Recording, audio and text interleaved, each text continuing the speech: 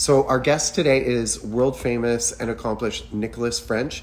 He has traveled extensively, producing over 1,500 shows around the world. They're award-winning main stage presentations. He has won so many NAHAs and other awards around the world. I mean, what more can I say? This man's created designs for Emmanuel Garo, Erez, Luca, and Puche, to name a few. Hello, for those of you who are just joining us. So without further ado here, I will go ahead and I will click our guest, hopefully.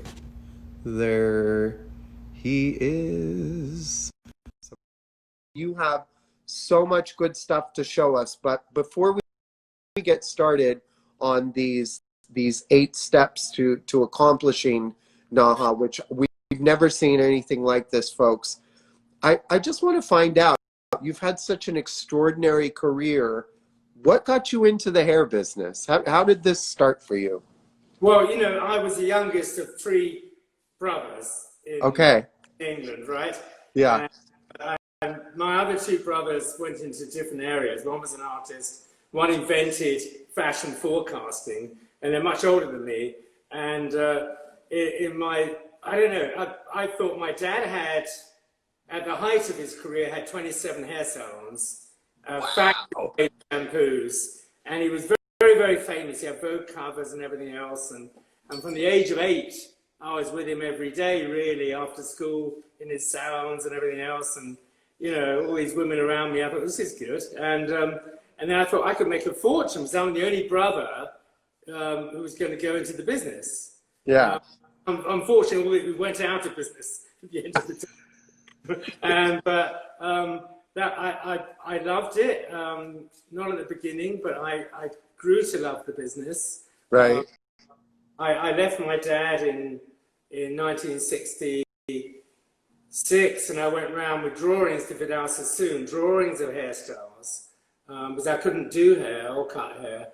And I joined him because I thought, you know, it's something fresh and it's something different. Although my dad did invent palm-to-palm hair cutting, he joint invented the demo, God knows what, you know. And so, you know, my career took a different step. But because I went out of the box, I think I've, you know, where I sit today, and I'm still learning, you know, every day is things, what to do, not to do. But I think it was important that I'd done that at that particular time, you know. Yeah. So, wow, I did not expect that answer. It's like my dad created haircutting, basically. That's pretty incredible. And Vidal went to him for a job when he was 17. Oh, that's where he went, when he would press his clothes between. My dad said, you know, you have your own techniques, your own ideas. You know, I don't think you can do hair the French of London way, quote unquote. And he gave Vidal a slip of paper, and he said, why are you giving me this? He said, because I had the same voice of you as an East End Cockney. Yeah. And rich women will not let you touch their hair if you speak with an East End Cockney accent. Okay. Woman who will change your voice. And that's why I have this old-fashioned English voice, because my dad sent me to this very expensive school so I could learn to speak English properly, you know. Yeah, I was going to say, you don't speak Cockney at all. Cockney's like, you know, oh, hello, this is Mr. French on stage now. It's really cool. Yeah. A bit is English, you know. And I had this in the salon show once, and it's hysterical. Because, but anyway, so cutting to the chase. So yeah.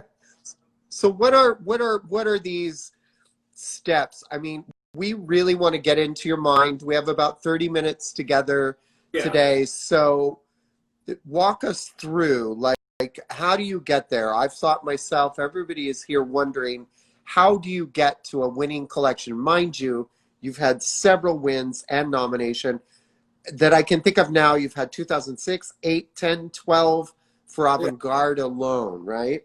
Yeah, the winning ones, yes. But the interesting quick start of the story, I was with Matrix for 24 years as an artistic director. And when I joined Matrix, I'm no longer 2 years I'm freelance now, so I want to work with other people, obviously. And but when I went to Matrix all those years ago, it was with Bristol Myers Squibb, and now it went to L'Oreal, whatever. But I said, I love the products, they're amazing. I come from England. I'm very impressed with how you develop products, and it's all about the client and everything else. And I said, but hairdressing is not my cup of tea. Instead of saying you look terrible, you were talking about 24, 25 years ago, right? So English. We have amazing hairdressers, right? And so I went to Matrix, and I went into the company. I said, we've got to improve the hairdressing quality. It's not your fault. It's because of all the different things, you know, the techniques and stuff you don't know because you weren't in England or Europe. So I'm going to teach them to you now. And we grew this amazing thing. And then in '06, I went into NAHA with a wonderful photographer called Joseph Cartwright, with a theme, with an idea, and we won. The first year we went in for avant-garde. And then I went to the offices at Matrix, and they said, what are you doing in there? Whatever. I said, hang on a minute, give me a moment. And I threw all these magazines on this table, about 20 of them from around the world. From around the world. Remember, it's '06. It wasn't so much on computers. And people say, well, what are you doing here? What are you talking about? Look at the publicity I've created for you by winning NAHA. I mean, every hairdressing magazine in the world. Do you know how many there are? There used to be 68. And so many. Language, from Japan to God knows where. And wonderful places. And they said, oh, this is interesting. So I said, why don't we get everybody to enter NAHA, because it raises the bar and also makes you think like a fine artist, not a hairdresser, fine art. And guess what? You talked about Michelle Connor. You haven't talked about like Christopher Nick Stenson. Nick Stenson, Ammon Carver. So they're all people who I hope I have 1% of influence that took them today and winners of NAHA. And that's what we did together, and I remember showing them things and ideas, and they said, well, how do you do it here? And I said, well, this is how I do it, because I've made every mistake. I was a session hairdresser in England, salon owner. I made every mistake in the book. I spent thousands of dollars and pounds, and the photographs were absolute crap, because I didn't know what I was doing. And then when I became a session hairdresser, when I moved to, one quick story, then we get right into the nail it into NAHA.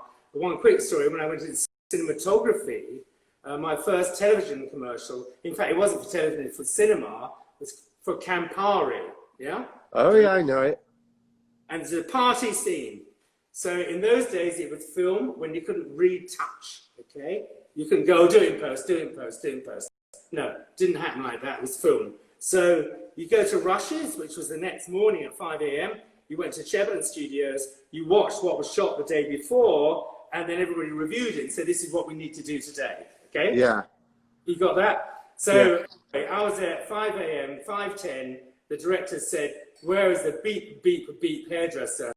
Bring him down to the front. I was shaking I was sweating like a farm dog. I went down to the front, with, to the viewing room, and this man said to me, how long have you done hair for cinematography?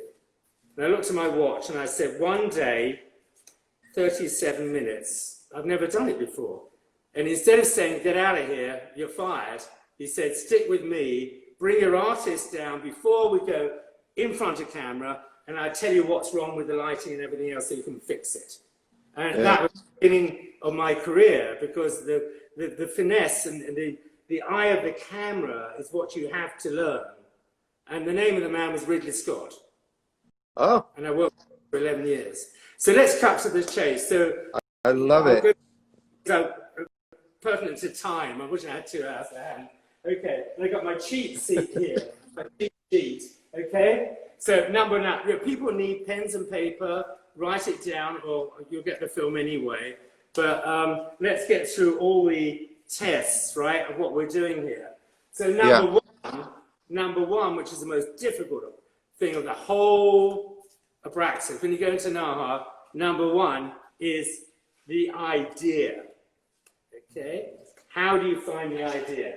So, and I always, the rationale of what you do is the idea. How do you find it?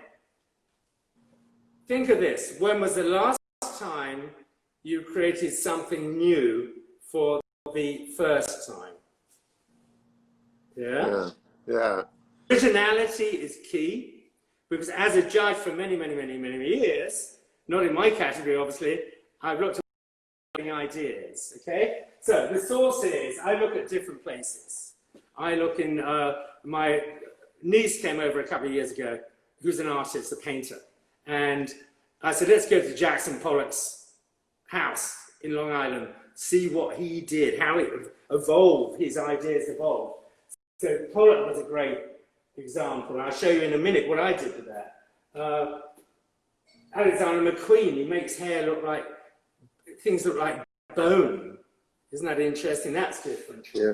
Look at Treacy, the great hat maker. Look at his books and his ideas.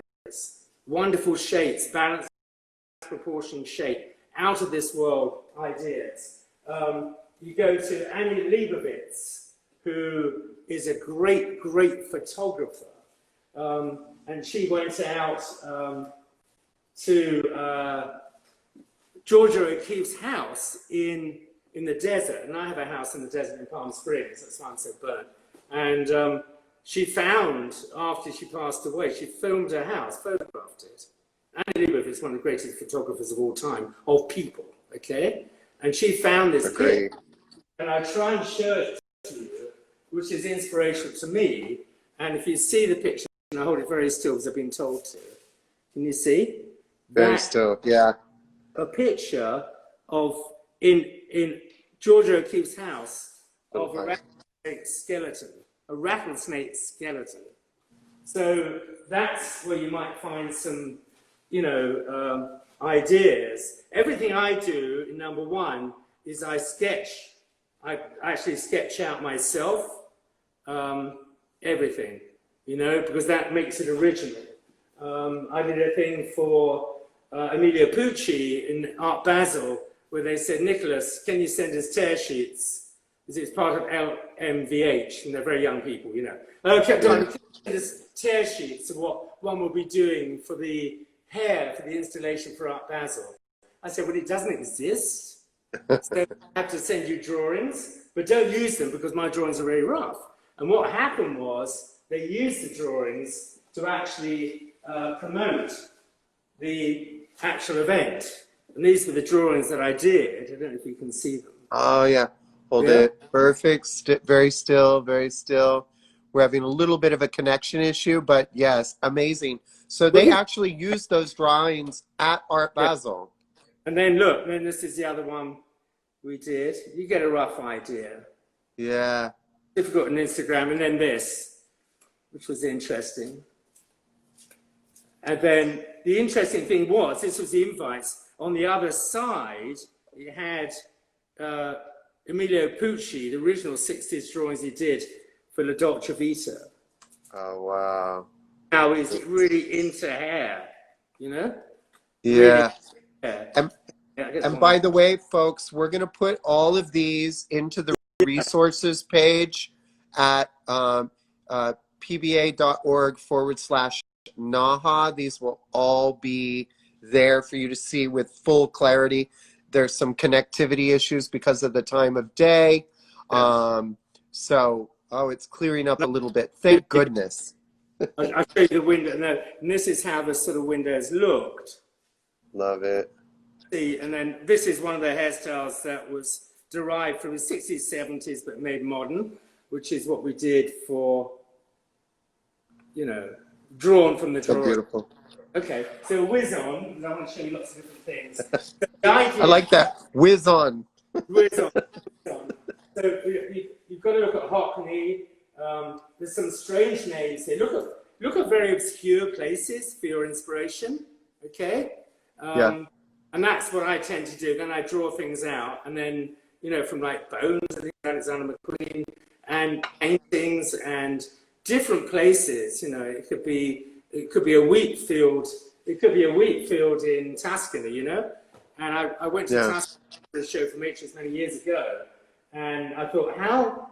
And I was running down the hills, lots of hills, and then I had to walk back up because I couldn't run anymore with my knees. And what I found was this very interesting sort of wheat fields blowing in the wind. So I created this collection with it, which is, isn't it? So beautiful. blowing in the wind, but it's not actually. It's actually the hairstyle with polyurethane floor varnish on top of the hair and made into wigs. So it looks like it's blowing, but it's not. But it's How do you get that kind of texture without the, without it looking frizzy? I've seen so many attempts at that. What's the secret? With great difficulty. This is inspired by a harp in a Ponce hotel in New York. And I saw this harp player. I thought, can I make hair like a harp? I mean, we don't have much time, so I just have to show you glimpses of what we do. And so when I test it, this is a test on a mannequin. So you have to test on mannequins. Okay, real still. Okay, got it. That's like bone-like hair, and that's how I do it. And then I create it before I go to the studios. So I always down the 8 things quick. So then we can also come back to what we're talking about. So the next step, quickly, because I know we don't have much time, is developing the concept. Developing the concept is very important, and that's when we come to storyboards. Okay? Now, think of this. Love of beauty is taste. The creation of beauty is art. So don't get caught. Yeah, especially the young people, they show me all these pictures of it's like fantasy. No. You've got to take it down to really fine art. So it's beautiful to look at. So the storyboard is really very, very, very important. I'll try and do a small one actually. I've got big ones, but I don't think you'll see them. This is a small one. I'll try and hold it steady. Hang on, where are we? Yeah, so this is a small storyboard. Yeah. Move it very slowly. And that's the model idea for the makeup. You've got to do makeup. You've got to do the This is the foundation. This is the source. And you go up. This is the drawings. I'm going to try and get the drawings in there. Here, the red ink drawings I did. Yeah. And I have all the bits and pieces. So, and I'll read it out, what you need. You need to, in the center of the storyboard, you need to get the theme. Like I've got like, Game of Thrones is actually 17 years ago. And I started doing deconstructed braids 17 years ago with Game of Thrones. And that's ridiculous, it's untidy. But actually it became very successful. So the storyboard, work from the center out. So in the middle of the storyboard, you put your theme. You might be like, I got things like Girl from the Dragon Tattoo.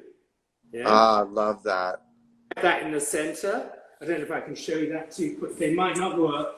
Here we go. Girl from the Dragon Tattoo. So that's here. I'll try and put it on the board. I don't know if you can see it better on the board. So this is a typical storyboard I would do. Yeah. Can you see? Yeah, we can see that. And again, we'll snap photos of each of these things and put them at probeauty.org/NAHA. Just out of principle, it doesn't matter, you can't see it too close. This is the poster for the film. Then I go out into tattoos. I go out into, wardrobe. I go out to the makeup. I go out to the mood of how we're going to shoot it and everything else. So you would have this at the shoot on the wall. Mm-hmm. That's right. So I know we don't have much time, but this is paramount to what you do. I know you've got Pinterest, which is great, but it's much better to see it on the wall of the studio when you're shooting, the printed version big, okay? So you can really refer to it and not go off track, It's not about on the day. It's if you fail to prepare to fail, if that's what it's really about. So true. And I'm with you. I rather prefer paper, pulp, seeing it, the texture of it, and also being able to print it and share it with everybody in the studio. I think it's a great way to go. I'll whiz through these. Look, so the storyboard worked from the center out. Mood of photography, central theme, like that will be the tattoo. Texture of hair.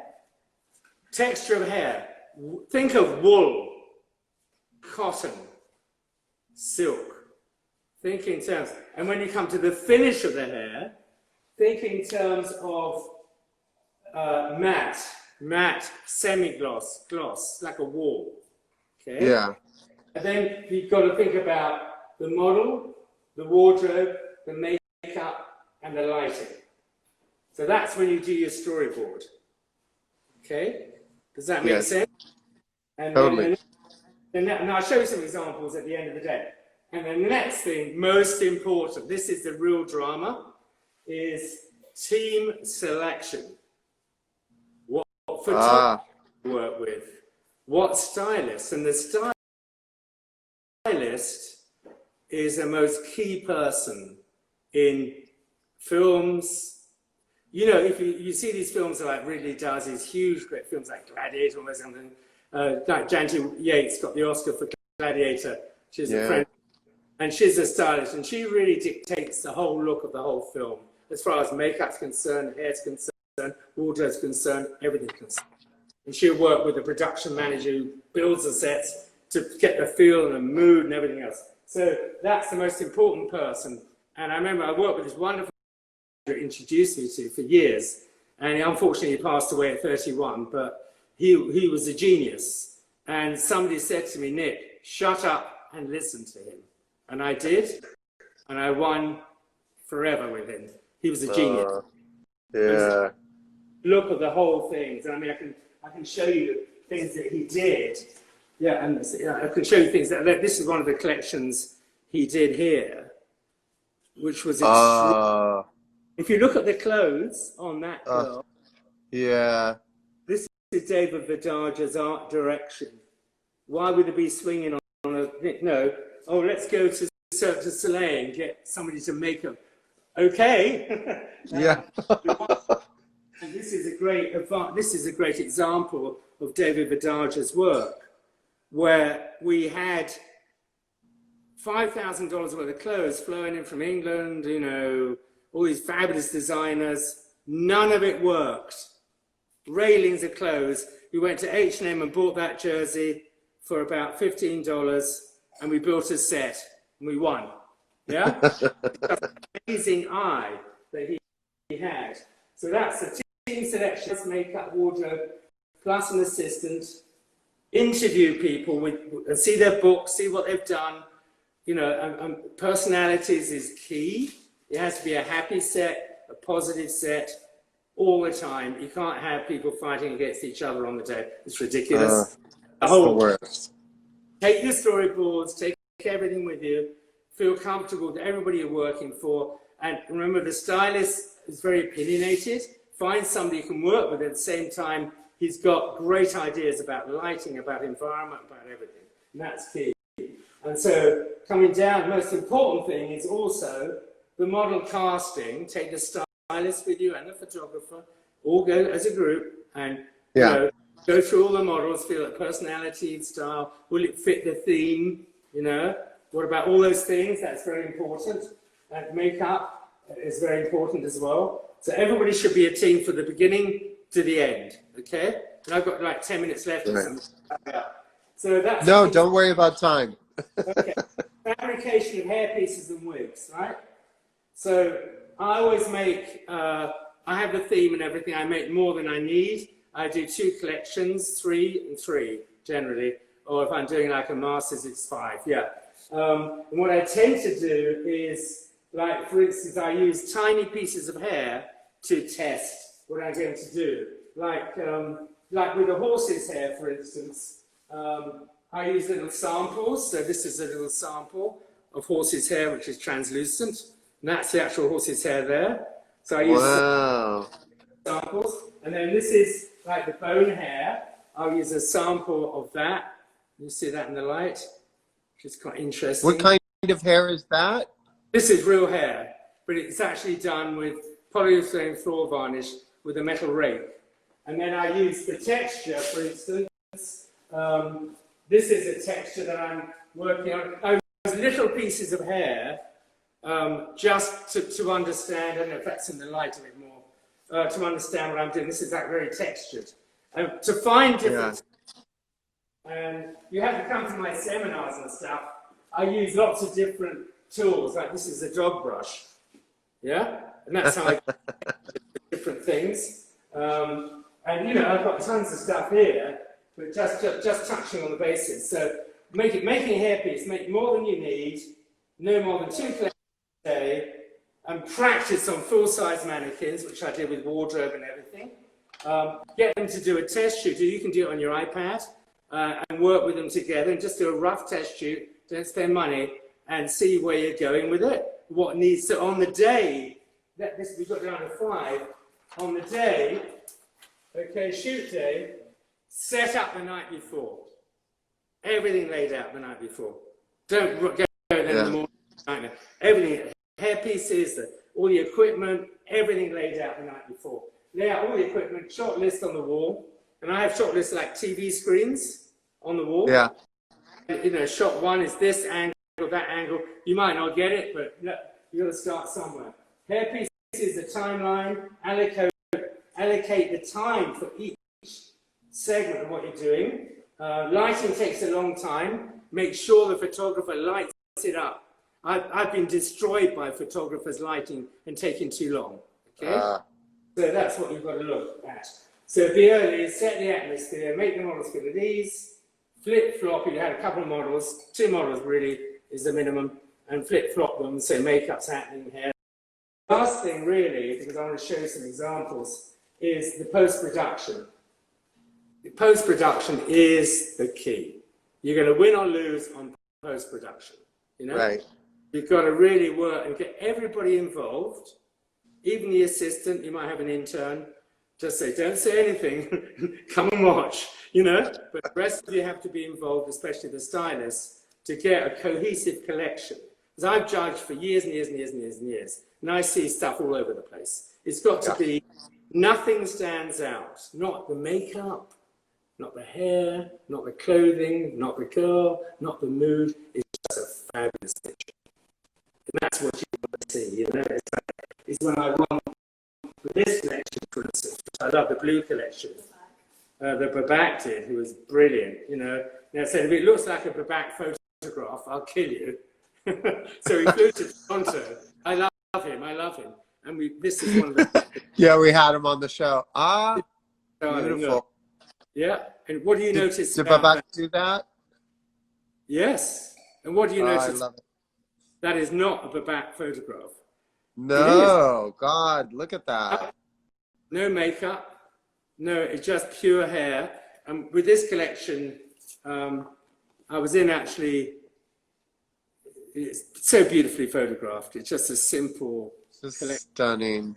Yeah, trying to keep it still, being directed by my assistant.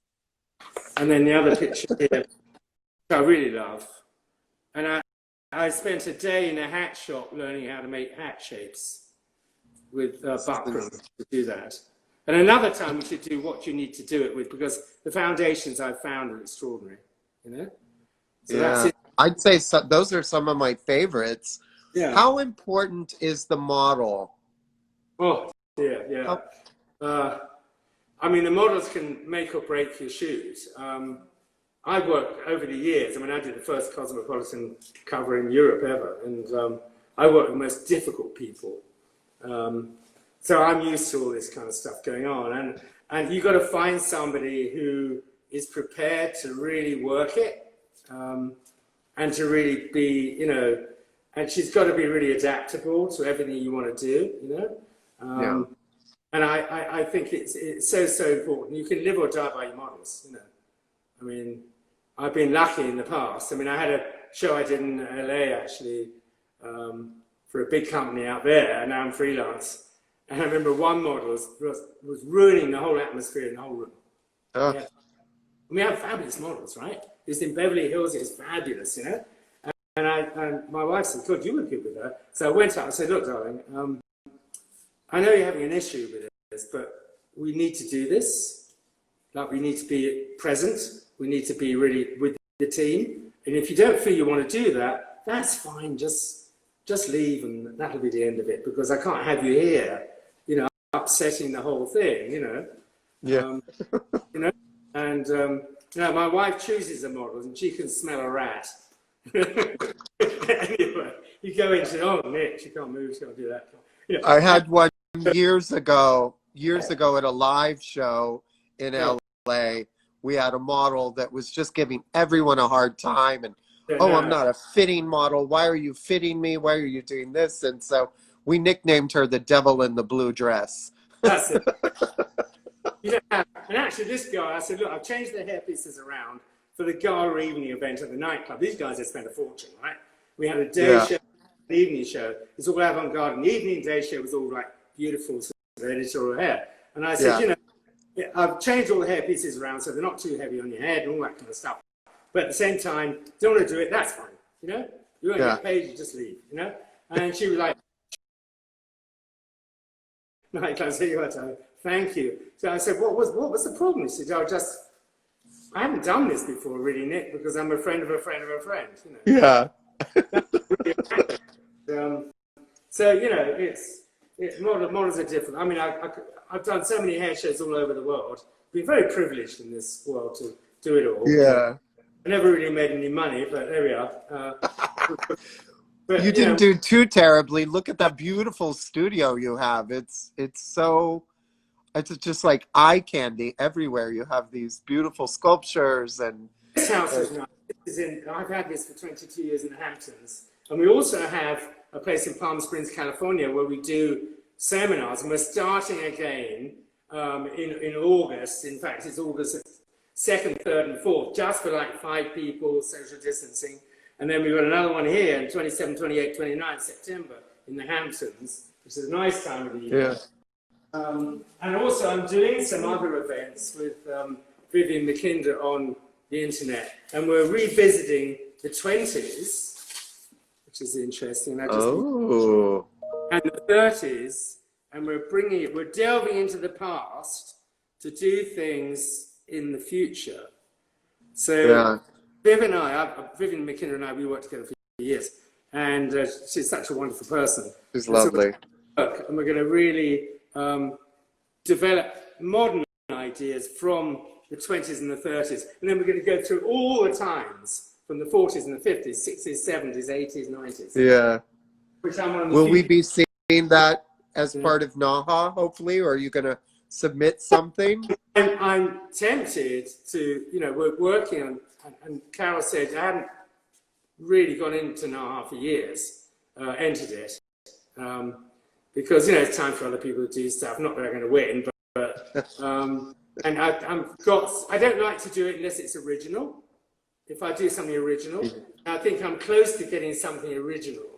I mean, half of this stuff nobody's ever seen before, but I've got more stuff that I'm thinking of doing, which I hope will take it to a different level, you know, because, you know, I mean, last year, to be honest, the avant-garde thing, you know, it was an interesting idea to do all this, like, make it look like hair, but it might be something else, you know. And I was there at the evening, whatever, and I thought, yeah, that's a cool idea, but I'd rather do stuff with hair, you know. I'm a hairdresser, and I'd rather want to do stuff with hair. I mean, you know, I'm not really going to be a window dresser or anything, so, you know, you know, but I thought... So you've had... this year, you've had such an incredible career, Nicolas. Can you give any advice or something that our viewers can take with them for their careers? Like any words of wisdom to someone who wants to have a career? I'm certainly not as great as yours, but in the same direction of shoots and education and stage.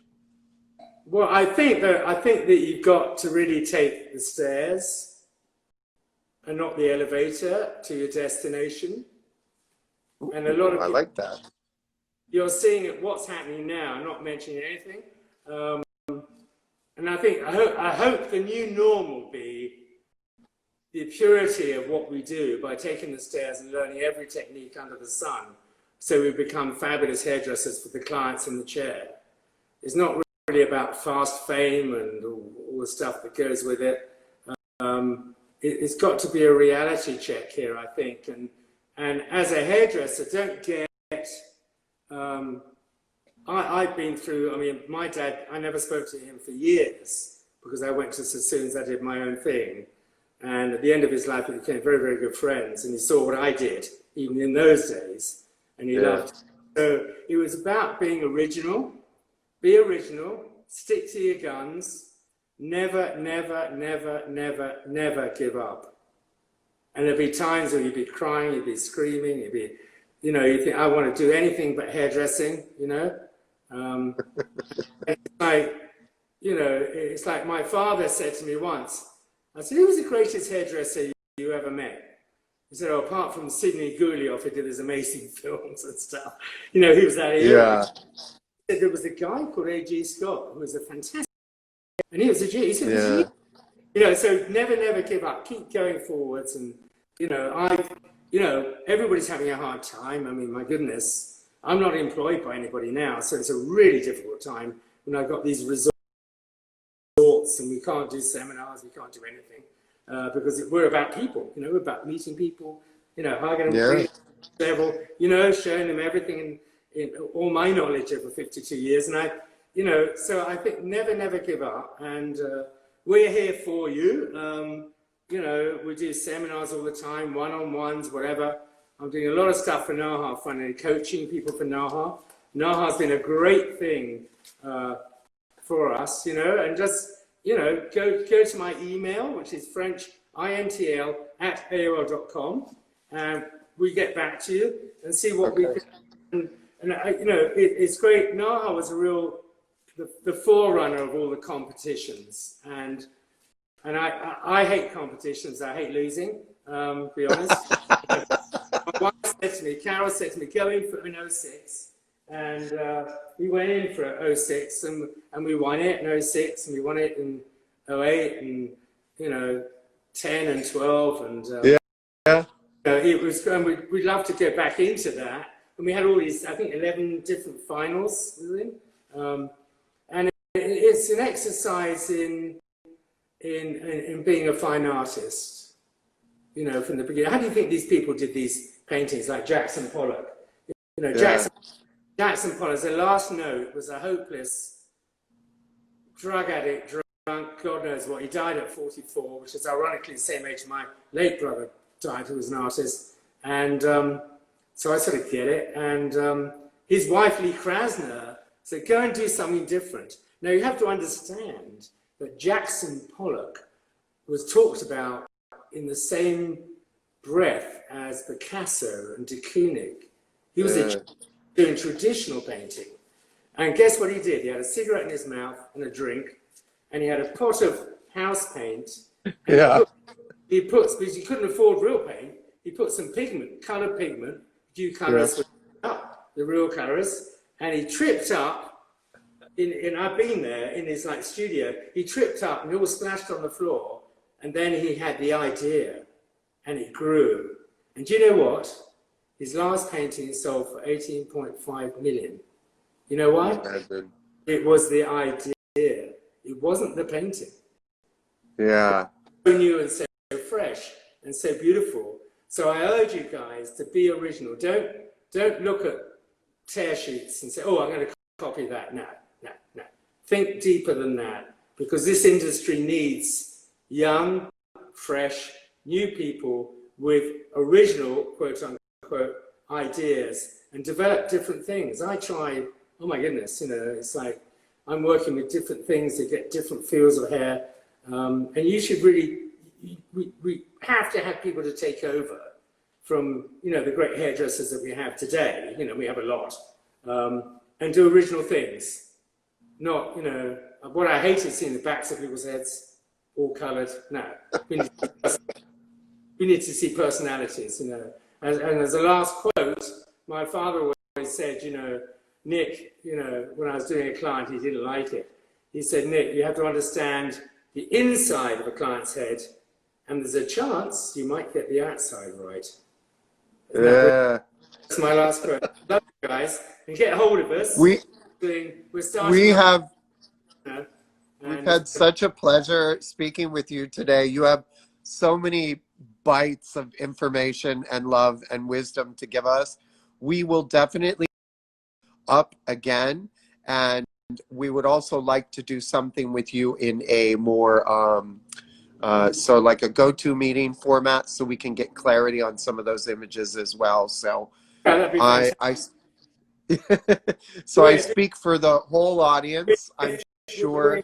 for you, you know, and I think that's the most important thing in, you know, in my stage of life is to share, you know, my amazing experiences. I've been very lucky in many ways. Yeah. And because I met so many amazing people, I've experienced, and I've worked with such fantastic hairdressers and designers all over the world, and it's made me still get up in the morning and think, ooh, is there something different that I can do, you know? Is there something where people, oh my God, and it hasn't happened for a bit, it's like writer's cramp, but we'll get there. And I'm always trying, and I think it really is the purity of hair. I just love to see beautiful, beautiful hair. Modern, it's like, you know, it's like when you see, and it took a long time when I first met Christopher Benson, as an example. Now the work is, and the photography is absolutely beautiful, you know? So he's taking to Michelle O'Connor, very proud of her, very proud of Hammond, Carver, Nick Stenson there at my house last year doing a whole event there, a photographic event, and I thought, God, I remember saying to Nick, I can't imagine you doing this 10 years ago. It's insane, it's so beautiful. Yeah. You know, they're the best of the best. They develop their careers, you know, and if I was 5% of advice to them, and that's what I'm here for, and, you know, it's important we move forwards, and that's my passion, you know, it's like, it's all about P-A-T, passion, attitude, and technique, you know, you can talk I love attitude, technique, and then you're done, you're ready, and then the rest is, you know, it's your mind, it's where you want to take it, you know? Yeah, it's the finesse on it. Well, yeah. Nicolas, we have to go. I could sit here for 2 hours. It's such a joy meeting you. Thank you so much. And we will see you next time. And best to your lovely wife, Carol. And thank you so much. Thank you, I'm Michael. just